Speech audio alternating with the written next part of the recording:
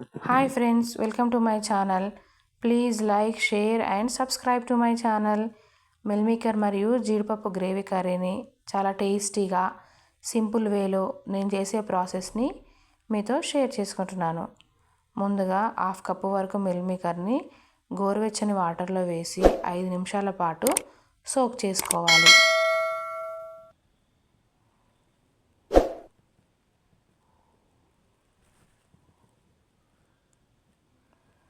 ఇప్పుడు గ్రేవీ కోసం 2 టమాటోస్ను తీసుకొని చిన్న చిన్న ముక్కలుగా కట్ చేసుకొని ఒక బౌల్లోకి వేసుకోవాలి. తర్వాత ఒక చిన్న కప్పు వరకు కట్ చేసుకున్నటువంటి ఉల్లిపాయలను కూడా వేసుకొని కొన్ని వాటర్ యాడ్ చేసుకొని ఉడికించుకోవాలి.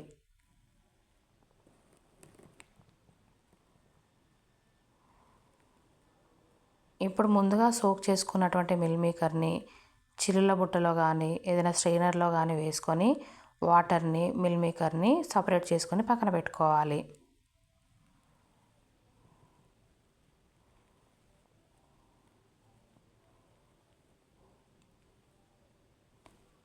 ఇప్పుడు గ్రేవీ కోసం ఉడికించుకున్నటువంటి టమాటో మరియు ఉల్లిపాయలను మిక్సీ జార్లో వేసుకొని మెత్తగా బ్లెండ్ చేసుకోవాలి.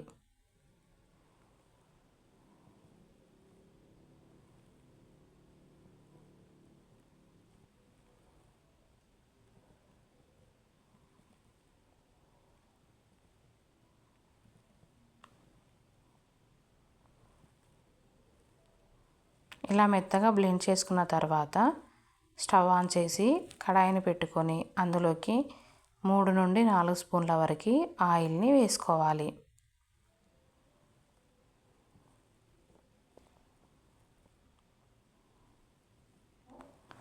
ఆయిల్ హీట్ అయ్యాక అందులోకి 1/2 స్పూన్ వరకు జీలకర్ర, 1/2 స్పూన్ వరకు ఆవాలను వేసుకోవాలి.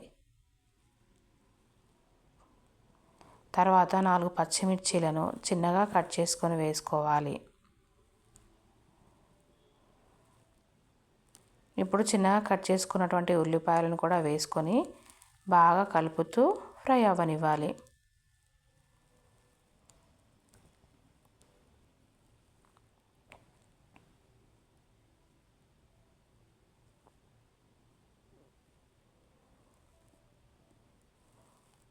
ఇవి ఫ్రై అయిన తర్వాత అందులోకి కొంచెం కరివేపాకు, కొంచెం పుదీనాని వేసుకోవాలి.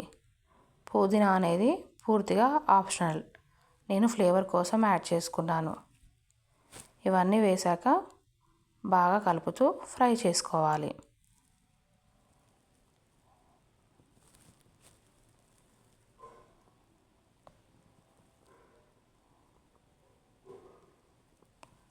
ఇవన్నీ బాగా ఫ్రై అయిన తర్వాత ఇందులోకి 1 స్పూన్ వరకు అల్లం వెల్లుల్లి పేస్ట్ మరియు 1/2 స్పూన్ వరకు పసుపును కూడా యాడ్ చేసుకొని పచ్చివాసన పోయే వరకు బాగా కలుపుతూ ఫ్రై చేసుకోవాలి.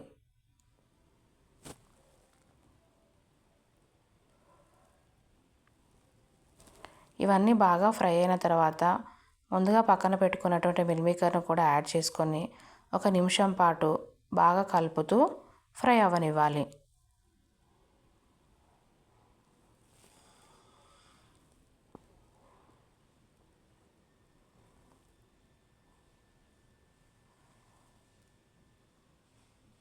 తర్వాత ఒక చిన్న కప్పు వరకు జీడిపప్పును కూడా వేసుకొని కలుపుతూ ఫ్రై చేసుకోవాలి.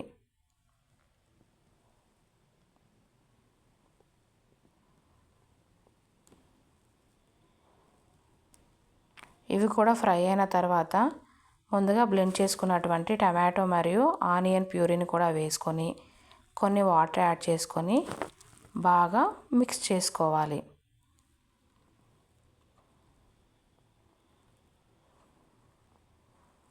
ఇలా మిక్స్ చేసుకున్నాక మూత పెట్టి 3 నుండి 5 నిమిషాల వరకు స్టవ్ని మీడియం ఫ్లేమ్లో అడ్జస్ట్ చేసుకొని మగ్గించుకోవాలి. తర్వాత ఇందులోకి 1 స్పూన్ వరకు కారం, రుచికి సరిపడా ఉప్పు, 1/2 స్పూన్ వరకు ధనియాల పొడి, 1/2 స్పూన్ వరకు గరం మసాలాను కూడా వేసుకొని బాగా కలుపుకొని మూత పెట్టి మరొక 2 నిమిషాల పాటు ఉడికించుకోవాలి.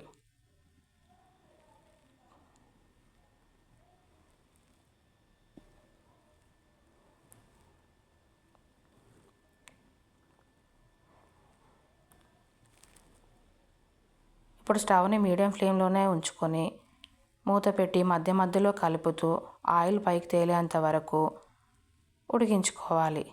ఇలా మనకు మంచిగా గ్రేవీ వచ్చిన తర్వాత కొంచెం కొత్తిమీరను కూడా యాడ్ చేసుకొని స్టవ్ని ఒక 30 సెకండ్ల పాటు ఉంచి ఆఫ్ చేసుకోవాలి.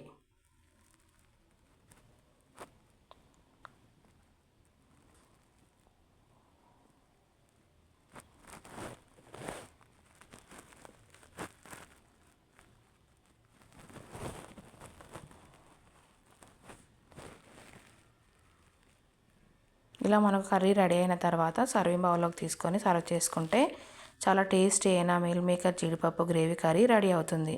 ఈ కర్రీ చపాతీలోకి, అన్నంలోకి చాలా బాగుంటుంది. Thank you for watching.